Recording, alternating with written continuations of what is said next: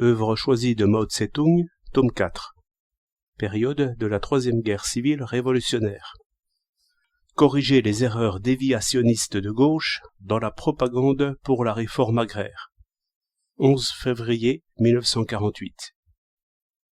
Ces derniers mois, notre agence d'information et nos journaux dans bien des régions ont publié sans discernement ni analyse beaucoup de reportages et d'articles qui sont entachés d'erreurs déviationnistes de gauche. En voici quelques exemples. 1. Au lieu de faire connaître la ligne politique consistant à s'appuyer sur les paysans pauvres et les salariés agricoles et à s'allier solidement avec les paysans moyens pour liquider le système féodal, ces reportages et articles ont fait une propagande unilatérale pour la ligne paysans pauvres salariés agricoles.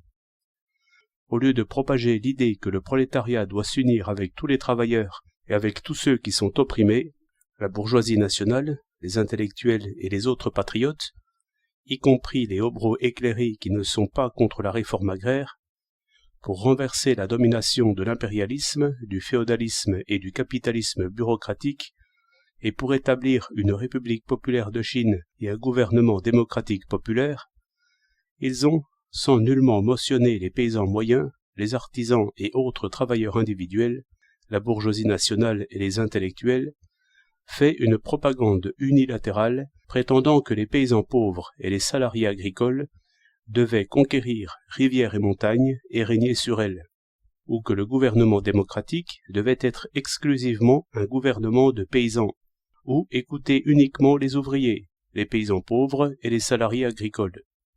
C'est là une grave erreur de principe.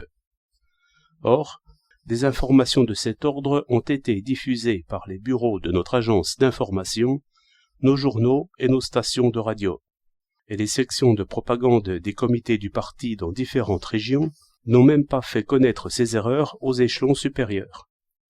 Ces derniers mois, pareille propagande, sans être très répandue, a été assez fréquente pour créer une atmosphère dans laquelle des gens ont cru à tort que telle était la pensée correcte de la direction. Qui plus est, comme la station de radio du Shensi du Nord a diffusé quelques informations incorrectes, d'aucuns ont été jusqu'à croire que c'étaient là des points de vue approuvés par le comité central. 2. Sur la question de la consolidation du parti, on a fait, dans quelques régions, de propagande assez énergique, ni contre l'erreur de négliger l'origine de classe, ni contre l'erreur de la prendre exclusivement en considération.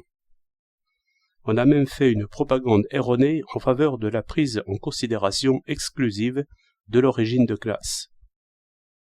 3. Sur la question de la réforme agraire, on a bien pris en main dans un certain nombre de régions la propagande contre l'attitude d'attente aussi bien que contre la précipitation. Mais dans beaucoup d'autres, la précipitation a été encouragée, et des articles en ont même fait l'éloge. Sur la question des relations entre les dirigeants et les masses, on a pris soin dans un certain nombre de régions de mener la propagande à la fois contre l'autoritarisme et le suivisme, mais dans beaucoup d'autres, on a eu le tort d'assister sur ce qu'on appelle faire tout ce que veulent les masses, et on s'est accommodé des idées erronées apparues dans les masses. On est allé jusqu'à accepter sans esprit critique des idées fausses, non plus des masses, mais de quelques individus seulement. C'est nier le rôle dirigeant du parti et encourager le suivisme. 4. À l'égard de la politique concernant l'industrie et le commerce, ainsi que le mouvement ouvrier, de graves déviations de gauche apparues dans certaines régions libérées ont été soit louées, soit ignorées. En conclusion, durant ces derniers mois, notre travail de propagande a correctement reflété et guidé les grandes luttes, la guerre, la réforme agraire, la consolidation du parti, la production et le soutien du front, et contribué à leur grand succès. C'est là l'aspect majeur de notre travail, qu'il importe de reconnaître en tout premier lieu. Mais il faut aussi relever certaines erreurs et insuffisances. Elles sont de caractère gauchiste. Quelques-unes vont complètement à l'encontre des principes et de la position du marxisme-léninisme, et s'écartent tout à fait de la ligne du comité central.